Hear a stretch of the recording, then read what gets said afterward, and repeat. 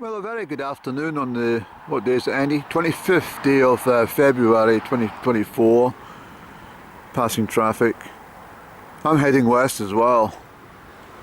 All will be revealed later, but I'm on a predestined journey, so to speak. But I'm viewing the loch back the way towards St Fillan's. I stopped for a quick cigaretto break in my favourite lay-by the last time I came up here. About 10 days ago I think it was. I couldn't get access because of the road crews, but I'm going to find out if they've done any work. I'll be travelling that way, so interesting to see if there's any you know, progress on the bends of the difficult route between here and St Fillan, here in Loch Earn Head. There's a few people out and about. I've not put my camera right along the shoreline because there's people throwing stones, skimming stones onto the water, which is fun. It's something I like doing myself. It's very pleasurable activity. So it's good to see people out. Not low vibrationals, I have to say. Just families enjoying themselves. Splendid day. Still cold, but the sunshine has made it absolutely glorious for most people. It felt like a little bit like April today, but you've got to listen to the listen to your bones. And for me, weather lore is very important. I did get it wrong. I did get it wrong. From the 12th of February until for 14 days I said we'd get heavy snow, but it never materialised. So something mucked up in my internal almanac.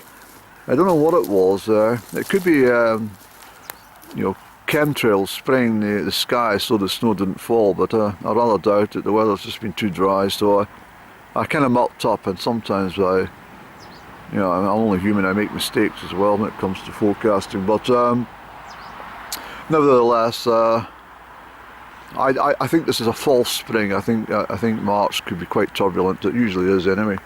It's one way or the other. March, it can be gloriously sunny, or it can be jam awful. But there's plenty of snow up top. Look at Ben Vorlich. Look how much snow's up there. So that's always an indication that if there's snow in the mountains, then there's more snow to come. I think I've mentioned this previously, perhaps, but it's one of my guides. Snow in the mountains, you'll still get more. As soon as the snow all disappears, then that's probably about it. And there's a fine view. The family's sort of dispersed a wee bit so I can get a pointer along here. But isn't it fun? So I'm going to finish this very short cigaretto break, and we'll get heading west, okay? Alright, so I pulled into Crieff. I didn't stop at Loch Earn Head itself. I pulled in here to the public toilets, and I'm then heading south. But there's plenty of snow, you see up there. I'll put the name of that one. I can't remember that one. Is it Ben Channock or something? Not. Oh, it's something C. It's and then the railway line just moving across the top there. You see? Can you see it? And of course, if you zip through the brushwood, you'll see Ben Lawes. This camera doesn't do very well at this time of day, I'm afraid. The light's not very good, but take it from me. Did I say Lawes? Ben Moore. And it's accompanying mountains that surround it. It's all pretty good. I did have a check on what they're doing at that stretch of road, and they've cut down a lot of trees, but the trees weren't doing any harm. The couple overhangs, but nothing too serious. They seem to have gone completely berserk and cut down all the mature ash trees and stuff. I think that somebody just wanted free firewood at Bear Scotland or something. I don't know, but what a damn job! They've cut everything just about.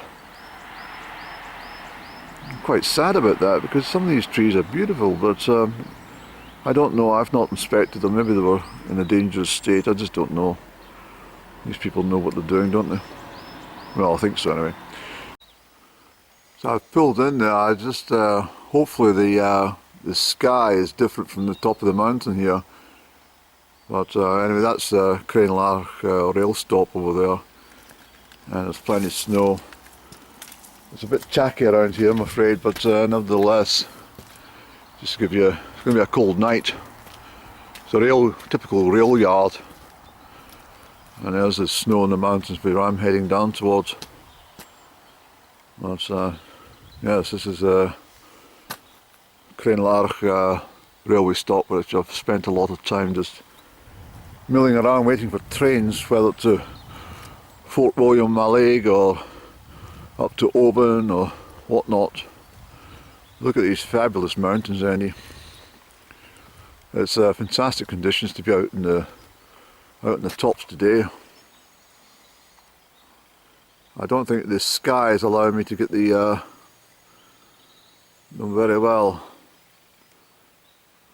Hopefully that's a bit better for you.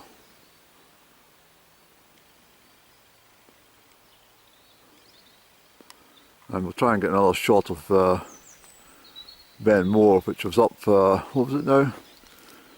September the 5th, I think it was. Yes, up at the top of that monstrous mountain. Very beautiful. Yeah, any climbers up there today would have a glorious day. You need an ice axe right enough and crampons, but nevertheless very, very good to be up there on a day like this. So this place here is called the Drovers Inn. It's on the Crieff to Loch Lomond road. It's the West Highland Way is over the way, and traditionally this is well, it is actually a Drovers Inn. It was built in 1705 and it's never been... I've been in here before, but I've not stayed the night, but I'm booked in. This is the original buildings and nothing's changed at all since 1705. It's a very spooky, it's a haunted building. And apart from the busy roads outside, it's quite remarkable indoors. I had taken photographs the last time I stopped here for a lunch a couple of years ago. It was 18 months ago maybe, but I decided to come and stay the night. And I don't want room number 2 or room number 6 because they're the most haunted of all. But it's a very old structure, and I want to stay here before the damn place falls down or closes altogether.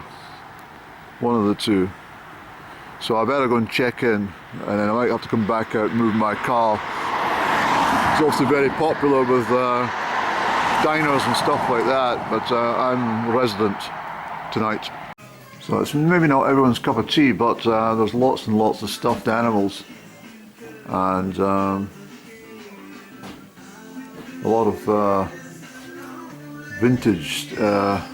The whole place is unchanged for years and years.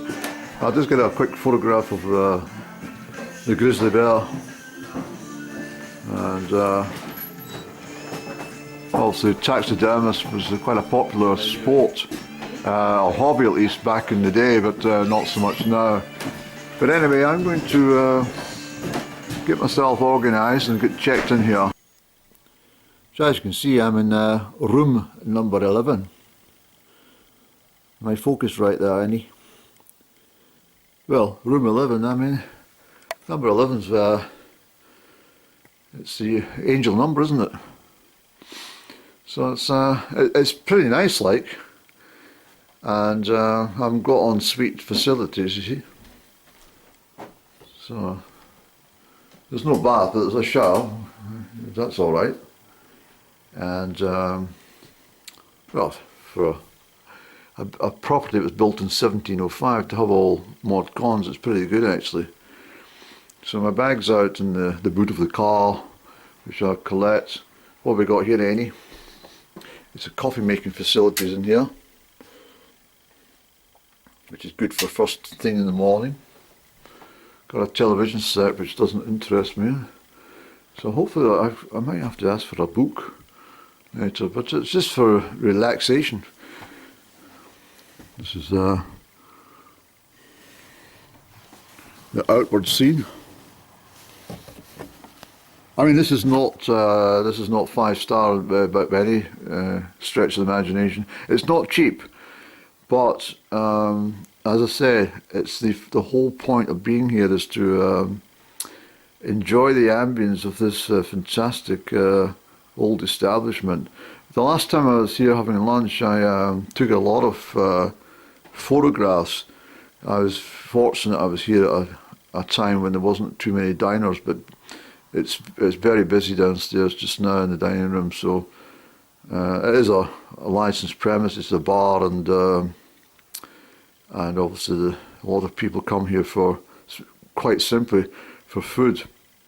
And but as far as accommodation is concerned, the whole point of me being here in the Drovers is because I wanted to spend a night in this fantastic old inn. There's a lot of stories associated with this, which I'll give you a bit of a rundown.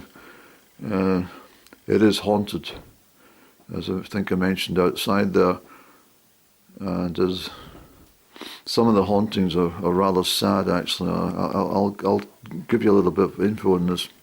Not sure if you can make that out, but interesting, my room is called the Breadalbane Suite, after me talking so much about the demise of the Breadalbanes in the Loch Tay, Crieff area. Of course, the whole estate for the Breadalbanes stretched all the way up to Rannoch and all the way out to Dalmally.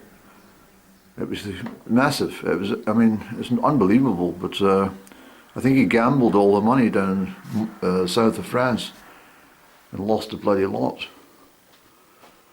But quaint sheep here. I don't know if the camera's picking things up well. Well, it's just the artistry on that. But anyway, let's get down.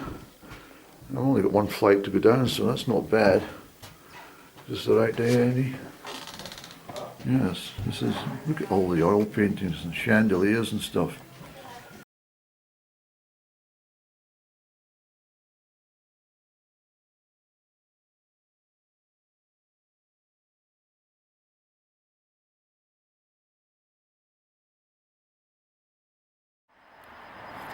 So this is the back entrance. If you come out this way to go for a cigaretto, as I'm about to do. But this has all been repointed, I notice. But at the front it's kept its character very well. Sorry about the background traffic, nothing to do with this. But, there we are. See, a lot of people might think to themselves, well, damn dump. Why would you want to stay there? But it's the idea of staying somewhere that has been on, well, for over 300 years, 320 years, 322 years, Annie? Yes.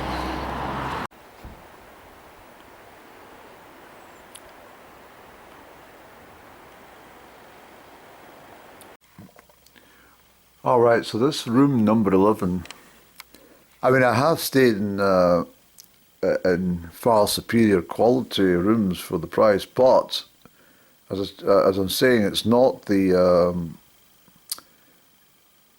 decor I'm looking for. It's the ambience, and there's something very special, very peaceful about this room. You know that.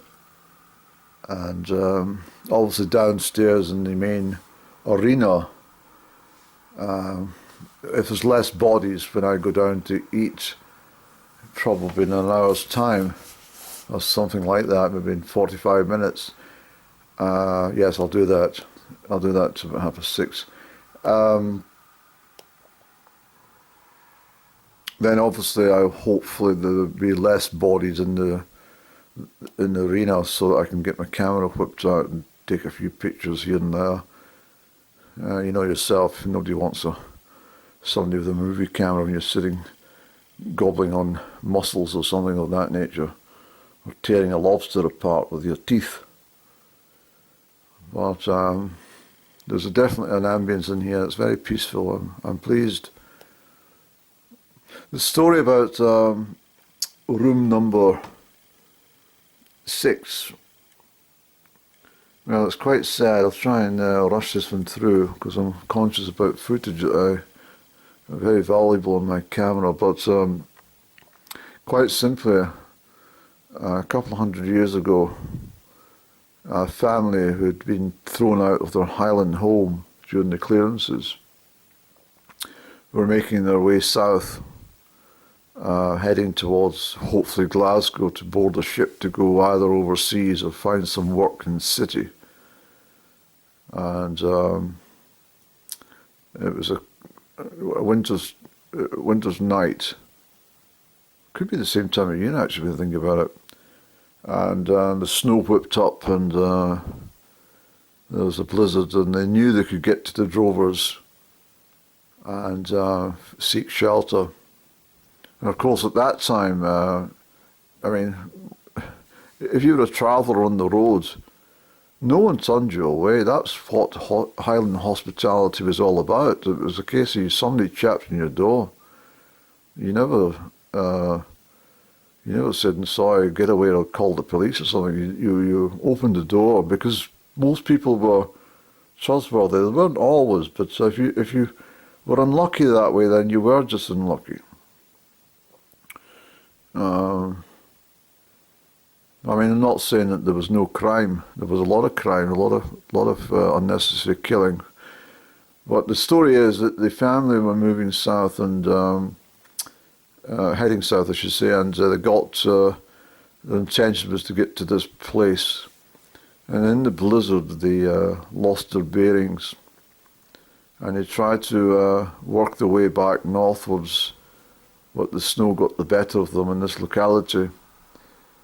And it's believed that the hauntings in the hotel are partly the family wandering through, finally reaching their shelter. There's a story of the little girl in room number 6.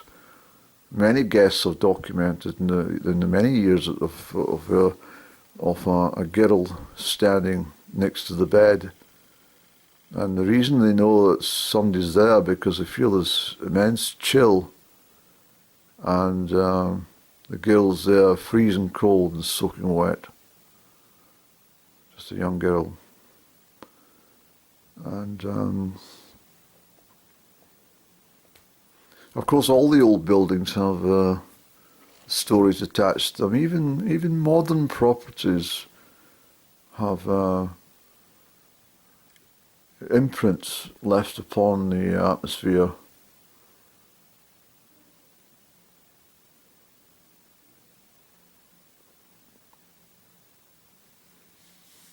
I don't normally order something like a rhubarb crumble with ice cream, but this is I was outside for a moment there, and the moon is coming up behind the mountains, and the stars are absolutely glorious. But the moon has been a full moon. It's really powerful. So I said to them, "Can you give me ice cream in dedication of the full moon?" So they just chuckled and said, "Well, yes. Do you want it on top?" And I said, "Yeah, to represent the full moon." So here we are, a full moon ice cream on top of the rhubarb crumble. And that moon is really going to be bright. It's over to the east, obviously, just now, but as it's rising, all the mountains the snow has all been illuminated. It's absolutely gorgeous. Something I don't normally see from my location, just where I live. It's not quite so dramatic as it is in the mountainous area. So I'm really pleased that I'm here tonight to witness it. So there's just a quick glance of the breakfast room. For me over there in the morning, we're grilling. And there's that bear again. And into the poacher's den, where I was sitting having my dinner. All set out for lunches tomorrow. Very nice, that's where I was seated in there. Beautiful. And as I say, all these have been here since the 1950s apparently. Although they're dated back to 1900, most of them. At a time when taxidermy was, as I said earlier, was a very popular thing to do, right up until about the 1980s, I believe. I don't think it's illegal. I'm not sure. Yeah, I don't think it's illegal. Beautiful, isn't it? Look at that for hospitality. Look at the roaring fire. All the sieging logs and stuff down in here, Annie. And very vintage pictures as well. Everything's been unchanged. This apartment is well, difficult to tell how old this stuff is, but apparently it's been like this for 60 years. Completely unchanged, nothing done to it at all, which I love. I think it's great, and I really like it all. I don't think that's a Renoir, but it's still very attractive painting. There's tankards and stuff like that. They're really beautiful. Oh, there's one of my trophies. I wonder where the heck it ended up. A beautiful gantry full of lovely whiskies and all sorts of liqueurs and you know, gins and I've probably tried every single thing that's on the shelf there at one point in my life. But I've abstained now, as you know. I've stopped altogether. Doesn't tempt me anymore. Not even this stuff here doesn't tempt me any longer. I'm rather more tempted with this bud here. So, yeah.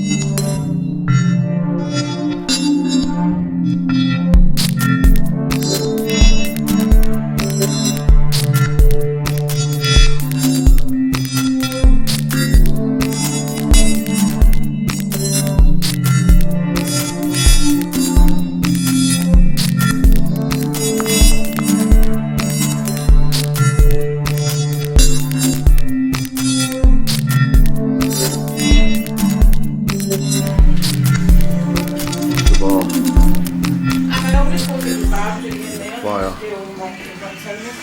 Brand new fire for the new day. Isn't that beautiful? Alright, so we're heading up to Tyne Drum, Annie. These are the corners I didn't get yesterday. But anyway, that's all done, Annie, in here. We had a fabulous stay at the Drovers Inn in Morannon, just off the West Highland Way between Ardlowie and Crenlarich. And I will return. The last time I came for lunch, I think I sat over here, Annie. Yes, I did. And I had mince and chatties for lunch. It was brilliant. Yes, that's where I sat, over there. Alright, let's get going, Andrew. The journey ahead of ourselves.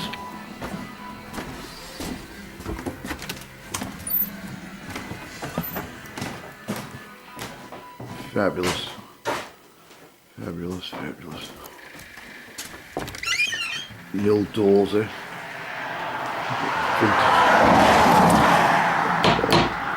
Come on, Andy.